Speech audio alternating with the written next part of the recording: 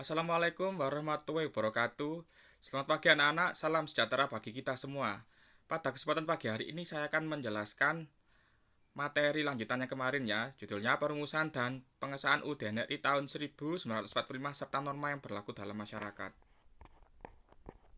Tujuan pembelajaran: bersyukur atas anugerah Tuhan, bangsa Indonesia memiliki UUD Negara Republik Indonesia tahun 1945. Menghargai peran pendiri negara dalam perumusan dan pengesahan UUD Negara Republik Indonesia tahun 1945. Mendeskripsikan perumusan UUD Negara Republik Indonesia dalam sidang kedua BPUPKI. Kemudian memiliki tanggung jawab untuk memahami UUD Negara Republik Indonesia tahun 1945 secara utuh. A. Perumusan UUD Negara Republik Indonesia tahun 1945. Konstitusi adalah hukum dasar yang menjadi pegangan dalam penyelenggaraan pemerintahan negara.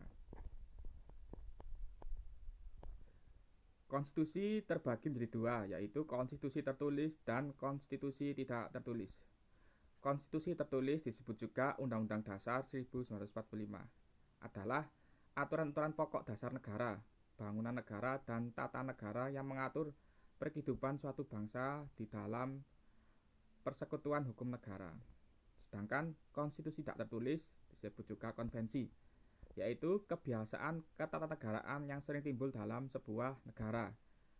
Contoh konvensi dalam ketatanegaraan Indonesia antara lain pengambilan keputusan di MPR berdasarkan musyawarah untuk mufakat. Kemudian pidato presiden setiap tanggal 16 Agustus 1945 di depan sidang paripurna DPR. Dan sebelum MPR bersidang, presiden telah menyiapkan rancangan bahan-bahan untuk sidang umum MPR yang akan datang itu. Nah, ini gambarnya ya. Pada sidang kedua mulai tanggal 10 sampai 17 Juli 1945, BPUPKI membentuk panitia-panitia kecil antara lain panitia hukum dasar, panitia pembelaan tanah air, dan panitia ekonomi dan keuangan. Panitia hukum dasar membentuk panitia perancang undang-undang untuk merancang isi undang-undang dasar. Dalam masa persidangan kedua tersebut dibentuk panitia hukum dasar dengan anggota 19 orang yang diketuai oleh IR Soekarno.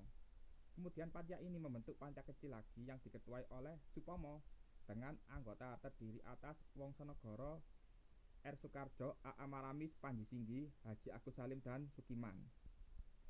Panitia kecil perancang Undang-Undang Dasar pada tanggal 13 Juli 1945 berhasil membahas beberapa hal dan menyepakati antara lain ketentuan tentang lambang negara, negara kesatuan, sebutan Majelis Permusyawaratan Rakyat, dan membentuk panitia penghalus bahasa yang terdiri atas Jaja Diningrat, Salim, dan Supomo. Rancangan Undang-Undang Dasar diserahkan pada panitia penghalus bahasa.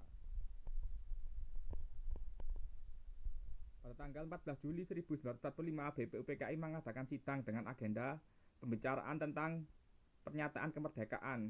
Panitia perancang Undang-Undang Dasar melaporkan hasilnya. Pasal-pasal dari rancangan UUD berjumlah 42 pasal. Dari 42 pasal tersebut, ada 5 pasal masuk tentang aturan peralihan dengan keadaan perang, serta 1 pasal mengenai aturan tambahan.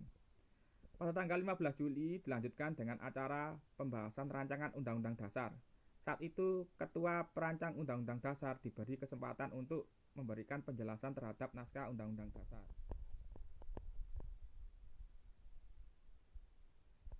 Naskah Undang-Undang Dasar akhirnya diterima dengan suara bulat pada sidang BPUPKI tanggal 16 Juli 1945. Selain itu juga diterima usul-usul dari Panitia Keuangan dan Panitia Pembela Tanah Air. BPUPKI menyetujui Undang-Undang Dasar Negara. Rancangannya memuat 1. Pernyataan Indonesia Merdeka. 2. Pembukaan yang memuat Pancasila secara lengkap. 3. Batang tubuh Undang-Undang Dasar Negara yang tersusun atas pasal-pasal. Dengan disepakatinya rancangan Undang-Undang Dasar Negara, maka tugas BPUPKI telah selesai. Sidang kedua ditutup tanggal 17 Juli 1945.